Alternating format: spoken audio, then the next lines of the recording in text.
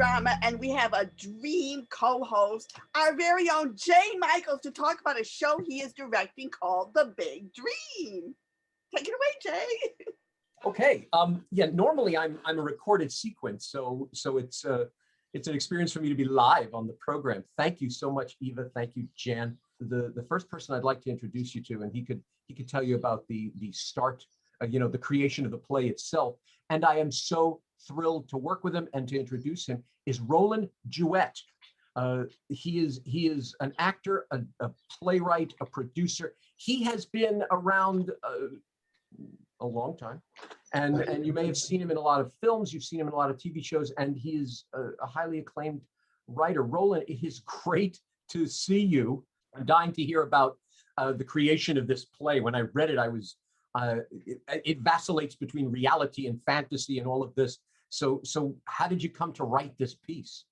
Well, it is kind of a stream of consciousness play, and it's loosely based on my life in the theater as a young man and how I originally got started in acting and being involved in theater in the first place. I was kind of a wayward soul as a child, as a young man with very little direction. And, on a lark, I took a theater class in high school, and my theater teacher was just so amazing and so inclusive. She took a bunch of misfit kids, put them together, and delegated different tasks for us to do. We had to learn how to build sets. We had to learn how to do makeup. We had to learn how to act. We had to learn how to, move on stage, dance, sing, all those things. And up until that point, really, I had no real not a constructive bone in my body. So this was a departure for me, and she really made it happen for me, gave me a direction in life, and really the writing plays and acting and all that stuff became my life as a result of that. So this play is kind of different scenes from my life, exaggerated, obviously. I'll hit you with one more question, and then I want to talk to the cast here. I was utterly thrilled, and I didn't know this. I know you several years, but I didn't know this, that you work as a writer, especially in my favorite genre. You do a lot of horror and fantasy work, yes? Yes. I don't really know where that comes from, but, I just have an active imagination, and I just really love the genre itself. I grew up on watching Frankenstein movies and Godzilla movies and Creature from the Black Lagoon and all the Universal films that came out. My brother would wake me up at 2 o'clock in the morning. We watched these creature feature. And I think it just seeped into my head, all these ideas and imaginative creatures that came up. So, I just decided to write some things in that genre, and started writing more and more, and those were the things that were the most popular things that I wrote. I mean, I wrote other things as well, but it seems like the things that got produced and published were all sort of horror based. You were the screenwriter for American Vampire, which starred Adam West and was Carmen Electra's first film. That's right. Yeah, she came in, and she had just done, I think, Baywatch. So she was very, very new and very interested in getting into film. So she came in and auditioned, and she already had a little bit of a following and some notoriety, and she was beautiful, of course. So I'm sort of curious. You had a wonderful experience apparently with a teacher that you just mentioned before. Did she encourage you to your writing as well? Was that encouraged as part of the process you were doing then? Well, it's interesting you should say that, but she did encourage it, but it was mostly through reading Shakespeare and Tennessee Williams and Edward Albee and Ionesco. She's also my very favorite playwright, and I lived in Europe, and this was the first playwright beside Beckett and all that I kind of got, they were my mentors. And when I started doing plays, like some of the critics said that she is very European oriented and compared my work with Ionesco. and pinter a little bit, you know. But I was like, those days I was like, I'm gonna get like maybe much higher, but those were the best reviews I ever got. Well, in college, my directing project was The nice. Bald Soprano. UNESCO's The Bald Soprano. I recently, not recently, before pandemic, I saw Exit the King in the National Theater, and it was just totally amazing. I saw it at La Mama also a long time ago. And, you know, UNESCO, Fernando Arrabal, Pinter, Beckett, Brecht. I don't know why my head is in Europe. UNESCO, that sounds about right. Your proclivity for the dark side, if you will, enabled me to put the production scheme to this, to make this sort of like a bit of a Twilight Zone episode with lots of humor. Let's meet some of your cast. I plan to do that. Okay. Why don't we start at the top? Why don't we start with Jack? Jack is the protagonist. He is the actor who is standing on stage having a nervous breakdown. And around him is his life. He is, you know, his life is flashing before his eyes. Where this life is coming from, whether it's made up, whether it's actual, whether it's flashback, that's for the audience to decide. Matt, it is good to see you on here. How are you? Hello, I'm good. How are you? Not bad. This is your first New York production, am I correct? That is correct. Okay. How's it feel? It's unlike anything I've done so far.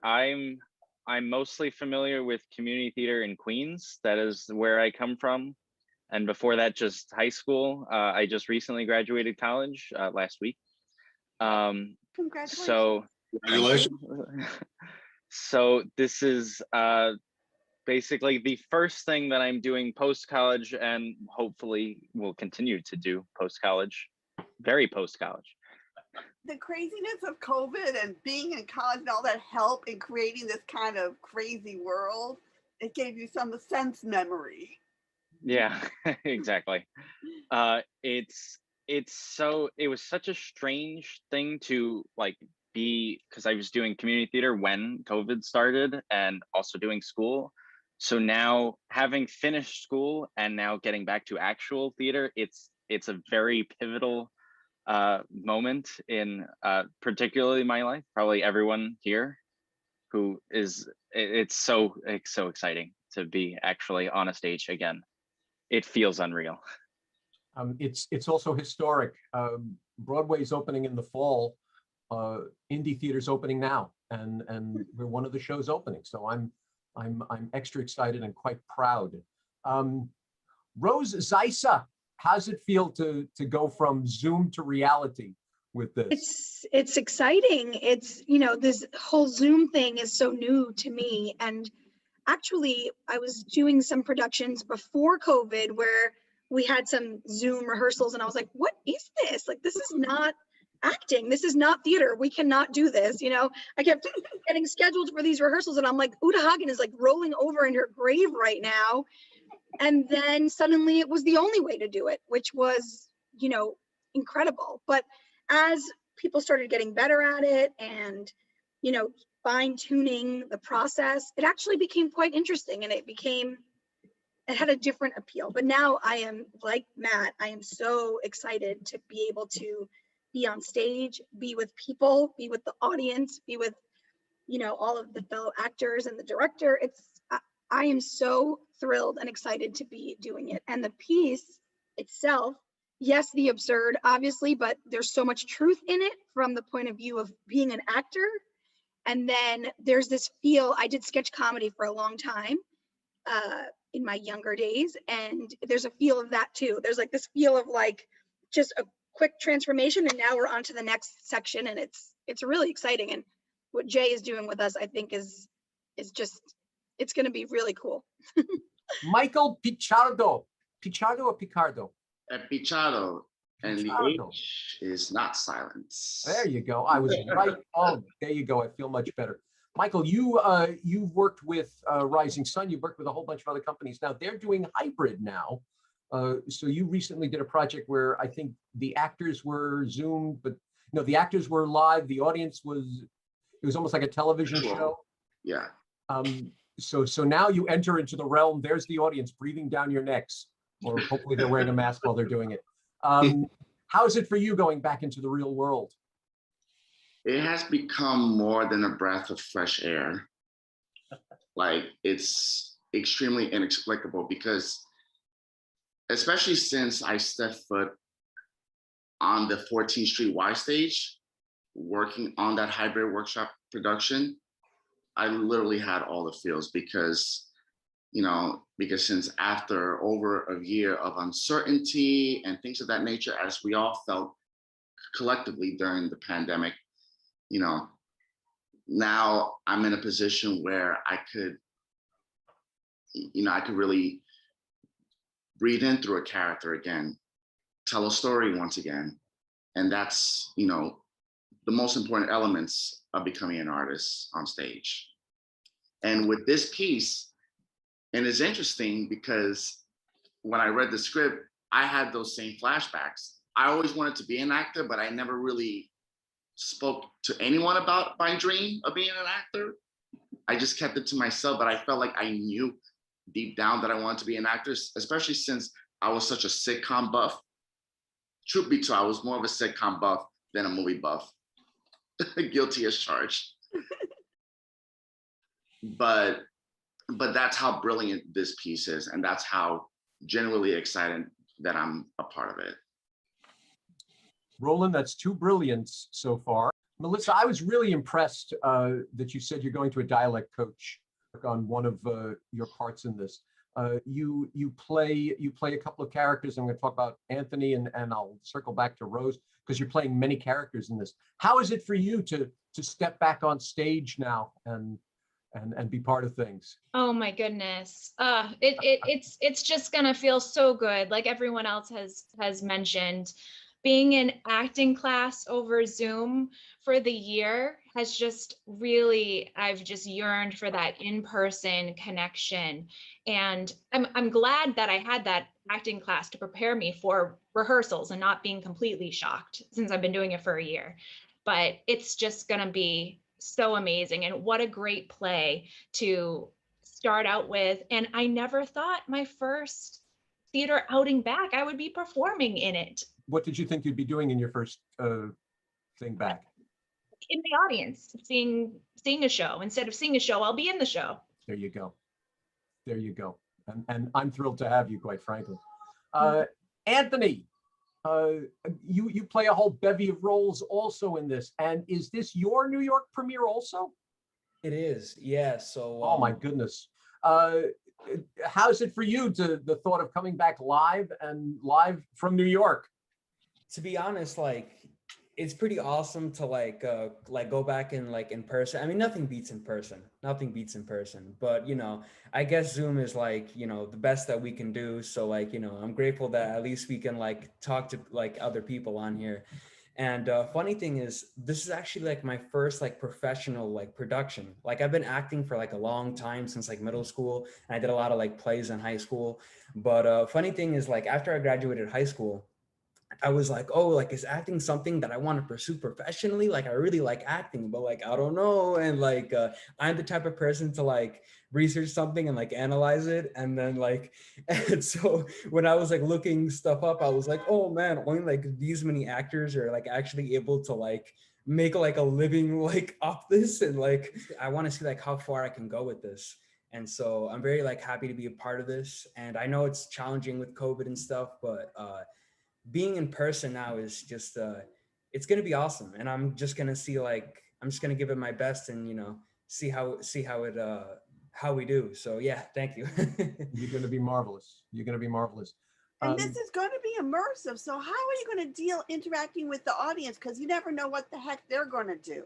I'm just curious how you incorporate that and how you direct something like that. I'm going to hide some of those details. But basically, the play is going to become a symphony. Matt, as Jack, as he is telling the story of his life, he is going to pull people from the audience to be characters within the show. I'm not going to say anything more than that, but he will be weaving in and out of the audience so that the audience at any moment is not going to know who is an actor and who is an audience member. So we'll have that sort of eeriness, like, wait a minute, someone just got up from their seat and went onto the stage. Was that one of the actors or was that one of the audience? I have a spot, and I'll send a note to all of you as to how you could be part of it, where the entire audience is going to be part of the show. The entire audience has a walk-on. And you will see where that happens. My feeling now, and a lot of people, when I said this to them, they all said, what are you talking about? We have to wear masks. We have to pour alcohol on ourselves when we do this. Everyone that's coming into the theater is going to be vaccinated. You can't walk into the theater without your vax card. So that's number one. You can't be cast in this show without your vax card. So albeit that 6% that they talk about with vaccines, we are all close enough that maybe it's time that we try to be close enough. I'm not doing anything that sounds terrible to anyone, nervous to anyone, and everything is optional to people.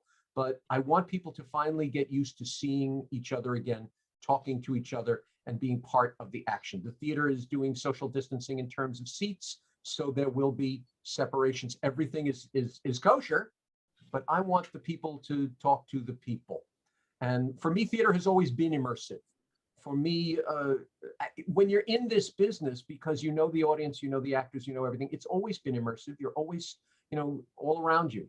And I wholeheartedly agree with Anthony, with Rose, with everyone who said this. I see my own flashbacks in this.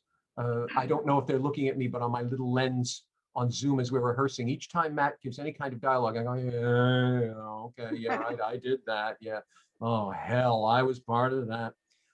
And I think this play, as much as it's surreal and as much as we're going for that surreal, not sitcom, but TV episode of the Twilight Zone or Night Gallery feel, I want the audience to feel the connection. I want the audience to enjoy it and be part of the great experience. Thank you all so very, very much for visiting us today. See you all Wednesday. Absolutely. See you all Wednesday. Rollin, a pleasure to meet you. Finally. Pleasure to meet you. Thank you so much. My Nice. pleasure. I can't wait to come and see you all in person. I can't wait to We come and can't see wait. us all in person. We can't wait to be seen in person. I'm proud of all of you. Thank you so much for bringing my work to life. And I wish I could be there, but I know, just know that I love all of you, and thank you so much for your dedication and making this happen. And you can put your Okay, ceiling thank fan you back very much. on. Thank you. You will be there, even if you're not physically there. Well, thanks. I appreciate it, guys. You're Bye-bye. right about that. Bye-bye. Bye, everyone. Bye. Ciao.